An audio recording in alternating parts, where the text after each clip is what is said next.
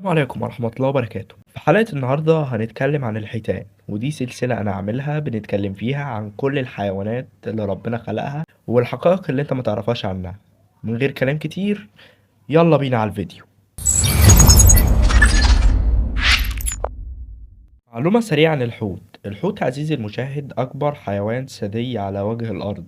يعني إيه ثدي؟ يعني بيرضع أطفاله زي الإنسان عادي جدا. بيوصل وزن أكبر حوت في العالم هو الحوت الأزرق ل170 طن، وطوله بيتراوح ما بين 29 و30 متر. لو قارناه بالفيل الأفريقي، الحوت الواحد هيساوي أكتر من 35 فيل، مع العلم إن وزن الفيل الأفريقي الواحد بيوصل ل7 طن، وبطوله بيوصل ل4 متر تقريبا.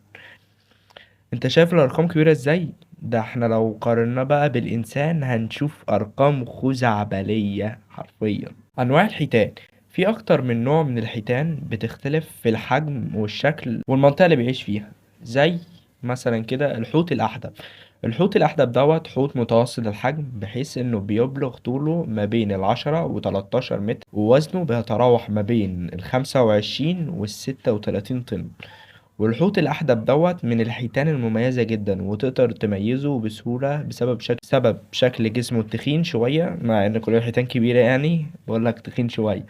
واللون الأسود اللي بيغطي ظهره، ومن اسمه حوت أحدب بيميزه حتبة في أعلى الظهر عنده. تاني حوت معانا هو الحوت الرمادي.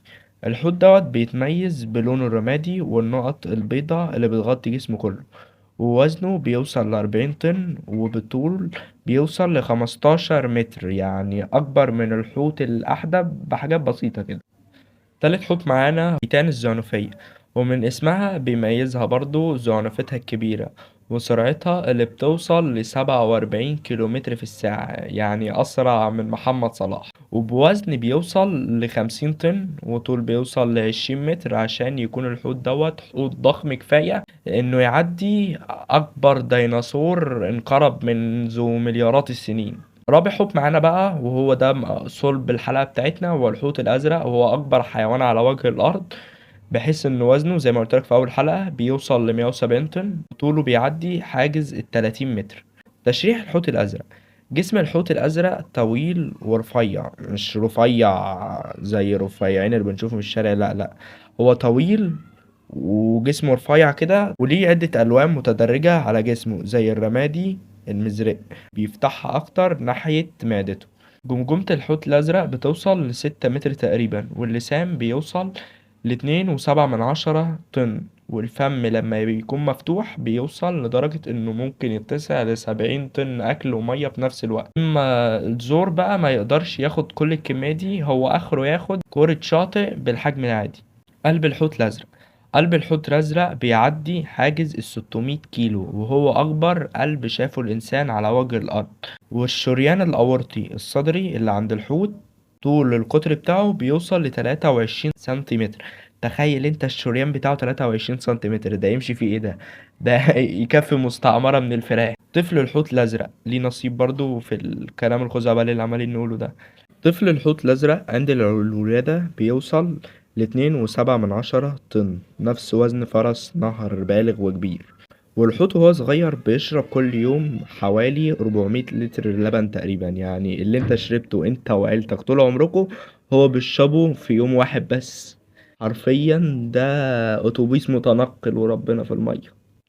عمر الحوت الأزرق حوالي 90 سنة تقريبا، ولكن للأسف عزيزي المشاهد بسبب صيد الحوت دوت انخفضت نسبته بنسبة 15 من 100%. ودي نسبة تبان لك ليها قليلة، ولكن هي كبيرة جدا، بحيث إن الدراسات قالت إن في ما بين 5 ل12 ألف حوت في البحر.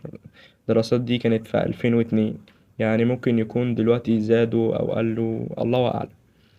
وأخيرا وليس آخرا عزيزي المشاهد، الحيتان الزرقاء بتتغذى على القشريات الصغيرة زي الكريل والجمبري والحاجات الغلبانة الصغيرة دي.